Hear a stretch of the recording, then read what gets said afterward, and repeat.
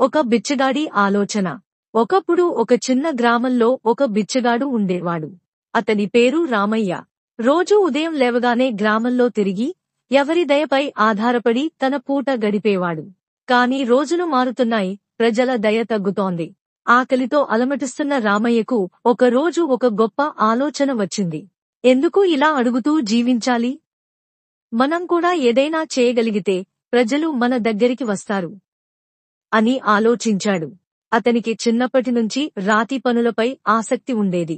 వెంటనే ఒక రాతి ముక్కను తీసుకుని తన చేతులతో శ్రమించి ఎంతో భక్తితో ఒక శ్రీ వెంకటేశ్వర స్వామి విగ్రహాన్ని చెక్కాడు. ఆ విగ్రహం చూడగానే గ్రామస్తులు ఆశ్చర్యపోయారు. ఇది ఎంత అందంగా ఉంది అని ఎంత శ్రద్ధతో చెక్కాడో ప్రశంసించారు. రోజులు గడుస్తున్నాయి. ఆ విగ్రహం చుట్టూ చిన్న మందిరం ఏర్పడింది. ప్రజలు దానిని దర్శించేందుకు వచ్చేవారు, దానిని పూజించేవారు. ఆ మందిరం చుట్టూ భక్తులు చేరి పూజలు చేస్తూ అక్కడే అన్నదాన కార్యక్రమాలు కూడా ప్రారంభించారు.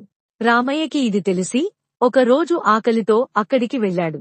కాని అతని దుస్తులు మాసిపోయి అతని రూపం బిచ్చగాడిలా ఉండటంతో అక్కడి సేవకులు అతన్ని లోపలికి రానివ్వలేదు. ఇక్కడికి రావాలంటే శుభ్రమైన బట్టలు వేసుకుని రావాలి అని వారన్నారు. రామయ్య ఆశ్చర్యపోయాడు. ఈ మందిరం నేను చెక్కిన విగ్రహంతో ఏర్పడింది, కాని నన్ను లోపలికి రానివ్వడం లేదు అని బాధపడ్డాడు. విగ్రహం వెనుక ఉన్న వేదన. తన మనసులో భగవంతునితో మాట్లాడుతున్నాడు. ఇలా చేశావు ఏంటి భగవంతుడా? నిన్నే కాదయ్య మేము నమ్ముకున్నది. మొట్టమొదటగా నిన్ను ముట్టుకునేదే మేము కదా. అలాంటిది మాకు ఎందుకు లోనికి ప్రవేశం లేదు?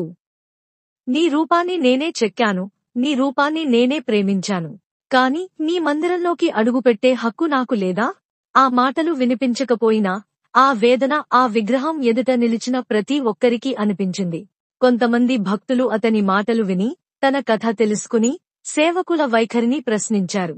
ఆ రోజు నుంచి ఆ మందిరం ముందు ఒక చిన్న ఫలకం పెట్టారు. ఇక్కడ భక్తికి బట్టలు అడ్డుకాదు.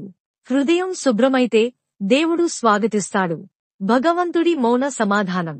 రామయ్య ఆ విగ్రహం ఎదుట నిలబడి తన వేదనను వ్యక్తం చేసిన తరువాత ఆ రాత్రి అతనికి ఒక అద్భుతమైన అనుభూతి కలిగింది.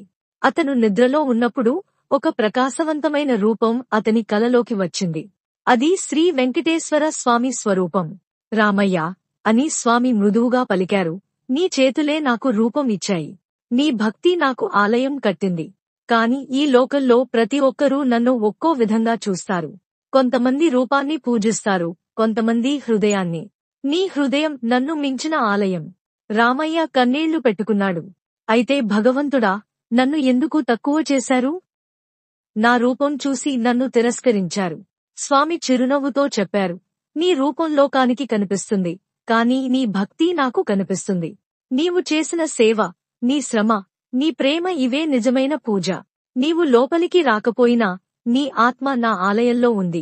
రామయ్య తన కలలో భగవంతుడి మాటలు విన్న తరువాత అతని హృదయం మరింత విశాలమైంది. అతను తన అన్నపూర్ణ మందిరాన్ని ప్రేమతో, సేవతో నింపాడు. అక్కడికి వచ్చే ప్రతి ఒక్కరిని స్వాగతించాడు. వారు ఎలాంటి బట్టలు వేసుకున్నా, ఎలాంటి స్థితిలో ఉన్నా అతని కోసం దేవుడు పంపిన అతిథులుగా చూసేవాడు. ఆ మందిరం ముందు రామయ్య ఒక చిన్న శిలాఫలకం పెట్టించాడు.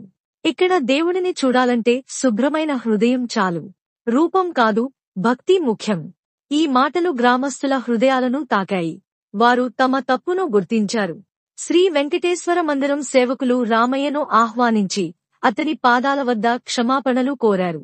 కాని రామయ్య చిరునవ్వుతో అన్నాడు, నన్ను క్షమించాల్సిన అవసరం లేదు. మీరు నన్ను తిరస్కరించినప్పుడు నేను దేవుడిని మరింత దగ్గరగా చూశాను. మీ వల్ల నాకు ఈ మార్గం కనిపించింది. ఆ రోజు నుండి గ్రామంలో 2 మందిరాలు ఉండేవి. ఒకటి శ్రీ వెంకటేశ్వర స్వామి మందిరం, మరొకటి అన్నపూర్ణ దేవి మందిరం.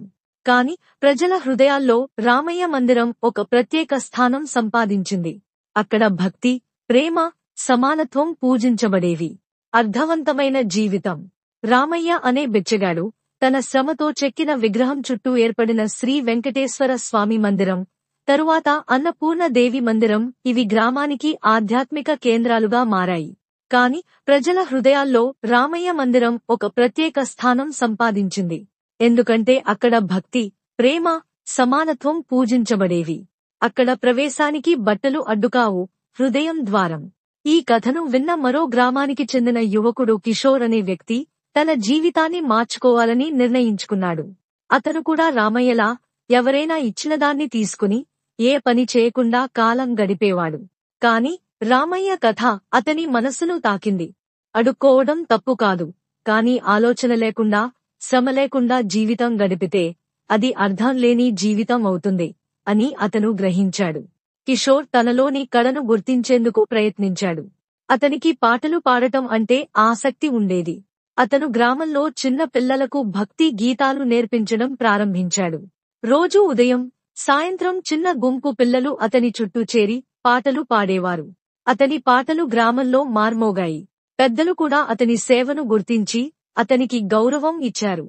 ఒకరోజు రామయ్య స్వయంగా కిషోర్ను కలవడానికి వచ్చాడు. అతని పాటలు విని, అతని మార్పును చూసి అతని భుజంపై చేయి వేసి అన్నాడు, "నీవు అడుక్కోవడం మానలేదు, కాని ఇప్పుడు నీవు ఇవ్వడం ప్రారంభించావు. అదే నిజమైన మార్పు."